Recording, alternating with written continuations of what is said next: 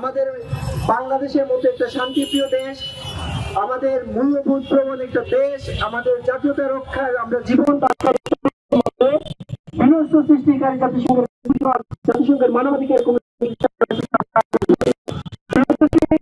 আমরা গত সমাবেশে এই জাতিসংঘ যে মানবাধিকার কমিশন রয়েছে পরোক্ষভাবে সেই কমিশনকে আমরা হলুদ কার্ড দেখিয়েছিলাম।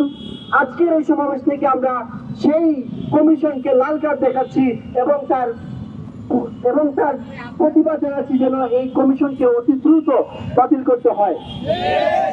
প্রিয় উপস্থিতি, এই কমিশন যে আমাদের দেশের জন্য কতটুকু ক্ষতিকর, কতটুকু আত্মঘাতী তা বোঝার জন্য আমাদের রকেট সায়েন্স বুঝতে হয় না, তা বোঝার জন্য আমাদের ইউনিভার্সিটির পিএইচডি করতে হয় না।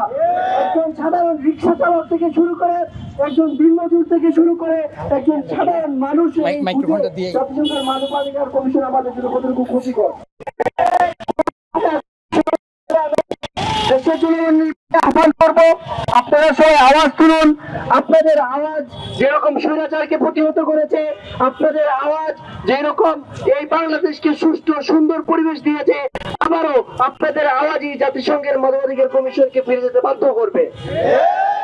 আজকে এই সমাবেশ থেকে আমি বলতে চাই, ওই সকল রাজনৈতিক দলদের প্রতি আহ্বান জানাই যারা মানবাধিকার কমিশনের সেই কার্যালয়ে গিয়ে অনুষ্ঠানে অংশগ্রহণ করেছেন, আপনাদের প্রতি আমার সদয় নিবেদন, সহজ বাক্যে বলতে চাই, যদি আমরা এই স্বাধীন বাংলাদেশ না পাই, যদি আমাদের দেশের সার্বভৌমত্ব না থাকে, তাহলে আপনারা রাজনীতি করবেন কোথায়? আপনারা রাজনীতি করবেন কোথায়?